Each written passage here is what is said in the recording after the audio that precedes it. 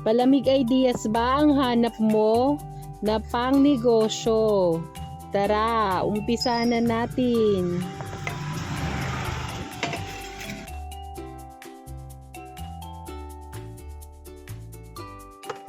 Ang una muna nating gagawin ay ang ating gulaman. Ng gulaman.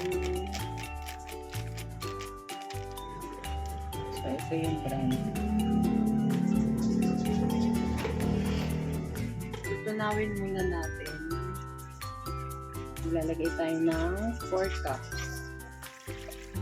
Kapag 4 cups lang po yung ginamit natin, mas chewy po yung ating gulaman.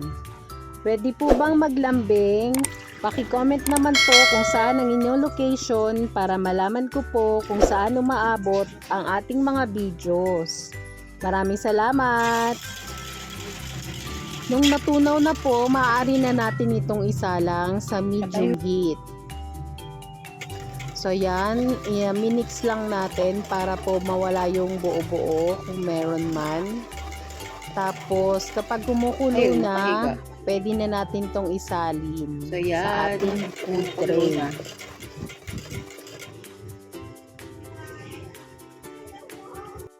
Ayan po, sinali na natin sa food tray. Pero gumamit po tayo ng salaan para po mas firm ang ating gulaman. Antayin na lang natin itong mag-set. Sa ngayon, maghihiwan naman muna tayo ng melon. Etong ating melon ay nabili natin ng 70 pesos. Bali, yung i-grate natin dito, yung kalahati lang muna. Kung gusto nyo po ng ganitong mga videos, please like and subscribe to our YouTube channel. Thank you and God bless!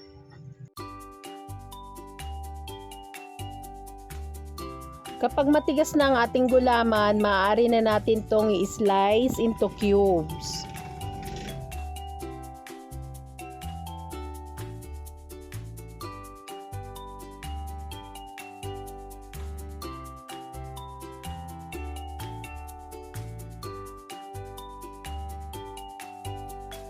Mag-start na po tayo mag-assemble ng ating melon palamig.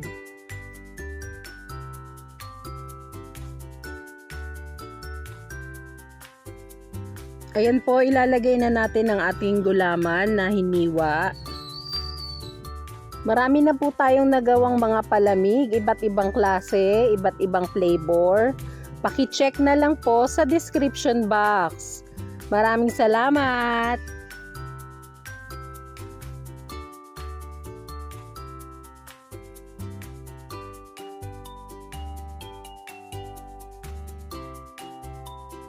Sinunod na rin natin yung ating ginrate na melon. Bali, kalahati lang yung nilagay natin.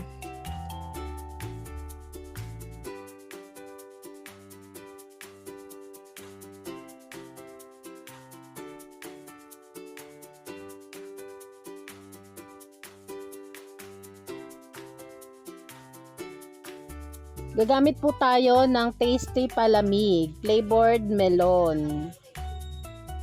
Bali, gagamit tayo ng 1 cup. Yan. Tapos, tutunawin natin to sa water. At para po may idea kayo, ang bentahan ko po nito ay 10 pesos. Tapos, maglalagay na rin tayo ng 2 yelo. Bali, kinrak ko na rin ito para mas madaling haluin po ang ating palamig.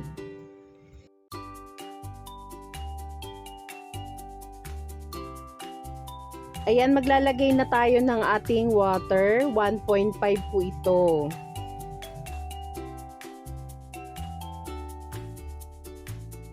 And then, imimix lang natin ito at ready na ang ating melon palamig. Sana po ay may nakuha kayong idea sa bidyong ito. Please like and subscribe to our YouTube channel. Thank you and God bless!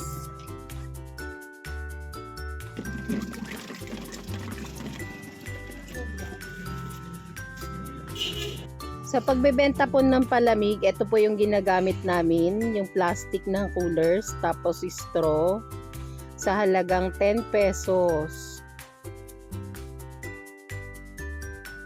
So, ito na po yung ating palamig. Itong ginagamit naming imbudo, DIY lang yan. Yung 1.5 na soft drinks.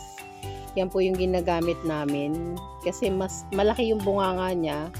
So, pumapasok pa rin yung gulaman. O, ayan, bumababa po yung gulaman.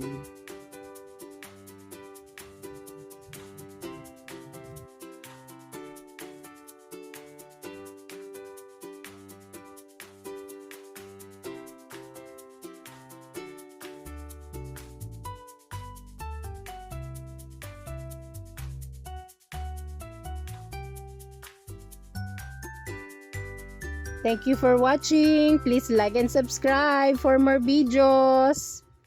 Summer na naman. May negosyo ideas na ba kayo? Ibabahagi ko sa inyo ang ating fruit salad palamig. Tara, umpisa na natin. Ito po ang ating melon. I-grate lang natin ito. Pero pwede rin naman po natin itong hiwain into cubes. Kung gusto nyo po ng ganitong mga videos, please like and subscribe to our YouTube channel. Thank you and God bless!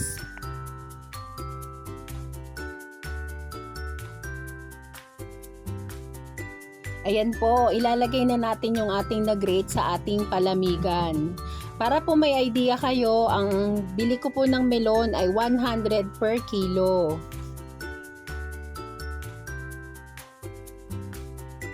At ang next naman po ay ang ating pakwan.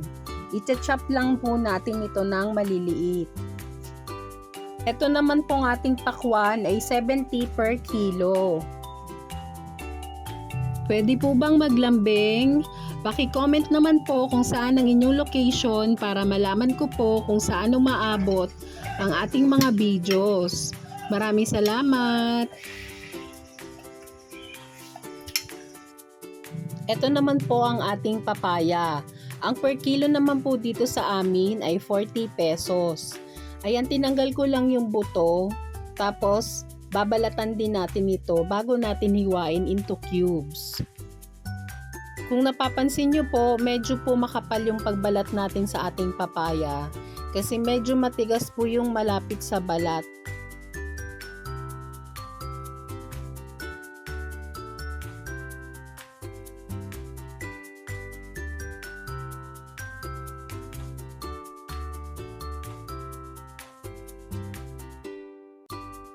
At para po may idea kayo, ang bentahan ko po nito ay 45 pesos.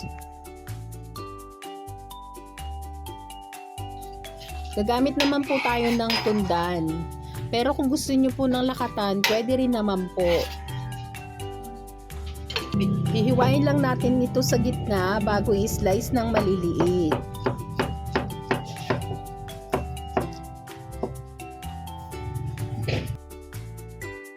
Kapag nalagay na natin ang ating mga prutas, maglalagay naman tayo ng ating evaporated milk. Ang gamit ko pong milk ay Alaska, 2 can po na tag 390 grams.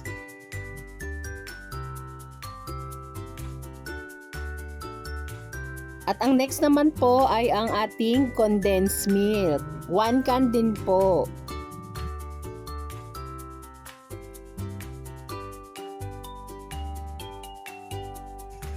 Gagamit naman po tayo ng 3 yelo.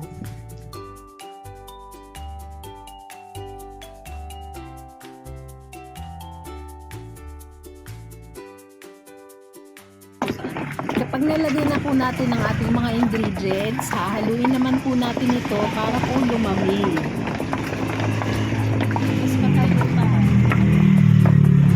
Mag-assemble naman po tayo. Bali, gagamit po tayo ng 16 ounce cup. Tapos maglalagay lang tayo ng condensed milk sa paligid nito.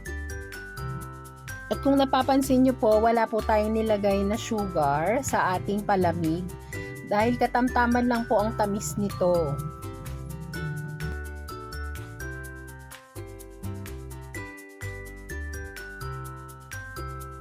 At eto na po ang ating fruit salad palamig. Sana po ay may nakuha kayong idea sa video ito. Please like and subscribe to our YouTube channel. Thank you and God bless. Thank you for watching. Please like and subscribe for more videos.